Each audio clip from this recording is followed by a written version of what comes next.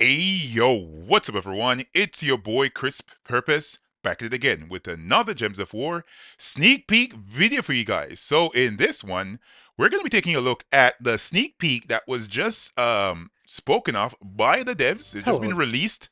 It is a sneak peek for the 7.4 update for Gems of War. And yeah, we're just going to be breaking it down. It's called the Pillars of Light, and we're going to be see what's to come in the game for the upcoming update. Hopefully you guys enjoyed this video. If you did, smash the like button. All right, let's go into it.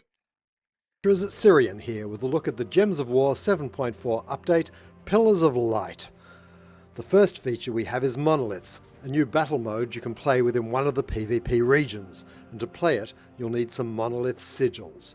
Fortunately, the Valhawk will drop some of these for you, and you can encounter 3 Valhawks every day, but only in PvP battles.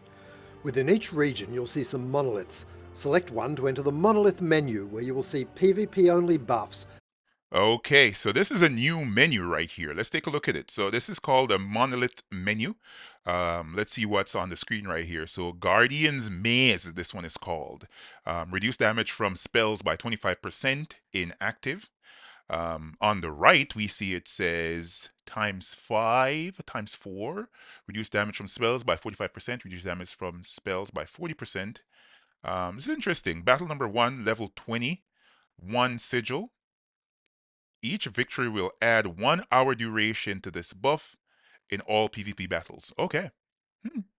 So this is the buff that you'll be getting from this particular monolith. That seems interesting. Let's hear what he has to say. That you can earn by winning battles. The battles get increasingly difficult, and the buff they give lasts for 1 hour. Win the next battle, it improves the buff, extending the time for another hour. It can't be extended any further than buff number 5 though, and when the timer expires, you need to start again.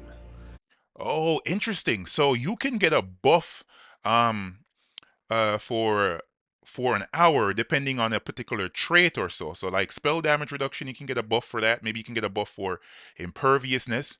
This is probably going to work really well for early game players and probably mid game players. Late game players still are going to be running things because they're going to get that on top of their stats already. But let's take a look. These are some of the new monoliths that are going to be in the new PvP region. So for example, right now we have Adania on the screen. This weekly restriction for this area is going to be yellow. And we have, for example, Knight's Enclave. We have Guardian's Mace within Adania. We have Dragon's Halls.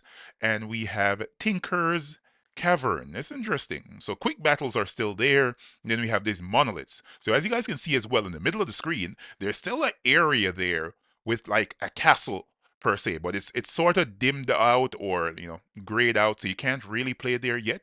So this is some interesting developments. I kind of like this. Let's hear what Syrian has to say further. If you'd like to see all the available buffs, then select this button over on the left. Now, Ooh, so there we go. There is a menu showcasing the different buffs.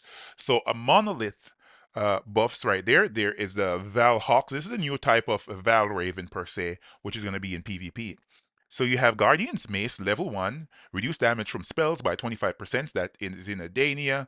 And then that one is active right now for an hour, right? About an hour, 58 minutes and 28 seconds, which is cool. Then you have King's Enclave, which is still in Adania.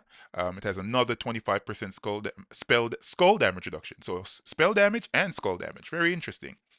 Then Dragon's Hall has an inactive buff. You will gain 6 armor at the start of battle. It's interesting. Let's hear what he has to say. not only see how many Valhawks remain today, but also all of your active buffs, and in fact, all the monoliths available in the game, sorted by region with their various buffs listed out. This is a great shortcut. If you see a monolith here you'd like to fight at, with a buff you think would be useful, simply select it, and you'll be taken right there. Ooh, this looks interesting. Buffs to magic. That's gonna be useful, man. Especially with my Stellarex team. Yeah, that's gonna be interesting. So, for example, right here in High Sorcerer's Crypt, you can gain 2 magic at the start of battle. It's inactive, but as you play there and you gain those buffs, you're gonna gain that 2 magic, then 3 magic, 4 magic, 5 magic, 6 magic. Ooh la la! I like it. I like it. apply to all PvP battles, not just the ones in their regions. The second feature is Blood Frenzy. Wondering what you were going to do with all Okay, so those buffs are one feature. Sorry for hitting the mic here. Those buffs are a singular feature that's going to be available in all PvP regions. So regardless of where you play, once you get those buffs, they're going to take effect for an hour, and you can stack them all the way up to 5 of these buffs. You can't stack them beyond 5. They're only going to last for an hour. Once an hour passes, then you might need to get another one. So this is the second feature of the new 7.4 update, the Pillars of Light, Blood Frenzy. Let's listen in. those buffs? This is it. On the map, you'll see 2 regions with a red nameplate and some blood rubies, like Winter's Reach here. That means Blood Frenzy is active in those regions today, and those regions will be the same for everybody. The quick battle is glowing red to remind you it's Blood Frenzy time, and the enemies you face in here will have a 50% bonus to their skills. Okay, so that is interesting. So those areas are going to be hot areas, right? Where the enemies are stronger. So for example, it says quick battle right here. Blood Frenzy, 50% enemy skill point buff. So they're going to be tougher troops, right? So more armor, more attack, more life, and more magic. So if you come across a really strong troop here, they're going to hit really hard, especially with skulls, man, which the enemy tends to match a lot. So that's something to keep in mind for this upcoming update. Let's listen in. That will give double rewards for VP and silver marks. This stacks additively with victory talismans, a new talisman you can earn from completing monolith battles. 2 talismans from Battle 3 and 4 talismans from Battle 5.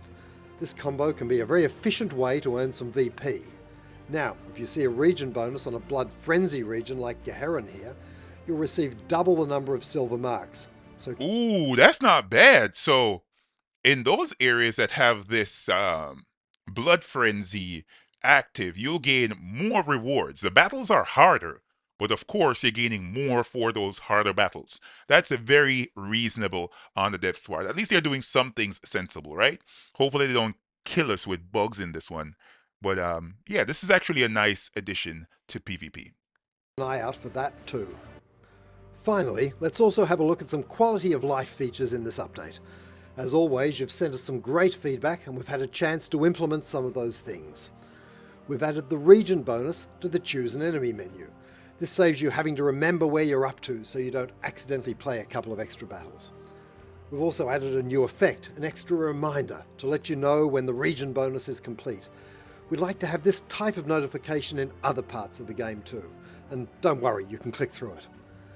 That right there is really good. Should have been implemented from the start, but nonetheless, we'll take it. Right, we'll take it. So those quality of life improvements are very good. They need to add this as well to Nomapaloozas. There's no reason I need to have an external timer so as to figure out when my Nomapalooza is done, or I have to be listening like a hawk or like an owl so as to know when the music stopped playing on the Nomapalooza. It should come up right on the screen. Nomapalooza ended, boom, stop, right? But at least we're getting it somewhere, and they've figured out that this needs to be added in other areas of the game. Let's pray that they do it pretty soon. Right, I think this is going to be near the end of the video. Let's hear what he has to say. We've also sorted those pesky PvP pets with the silver ones on the left and the gold ones on the right. There'll be more things to buy in the shop with silver marks too, but that will have to wait until the next update. I'll leave any other improvements for the patch notes. That's it for 7.4. While it might only seem like a couple of features, that's because behind the scenes we've been working on some big stuff for 7.5 and some huge things for 8.0. It's great to be able to give the PvP system a bit of love after all these years, and we can't wait to share it with you, but that will have to wait for the next update. Until then, have fun, stay buff with those monoliths, and we'll see you in 7.4.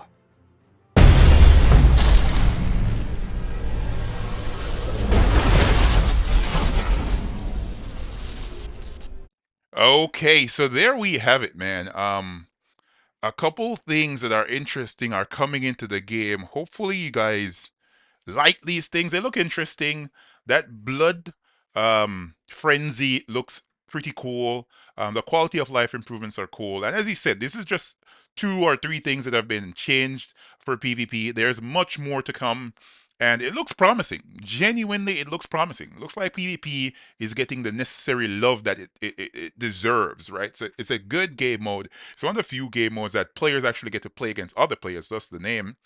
And I kind of like it. I kind of like it.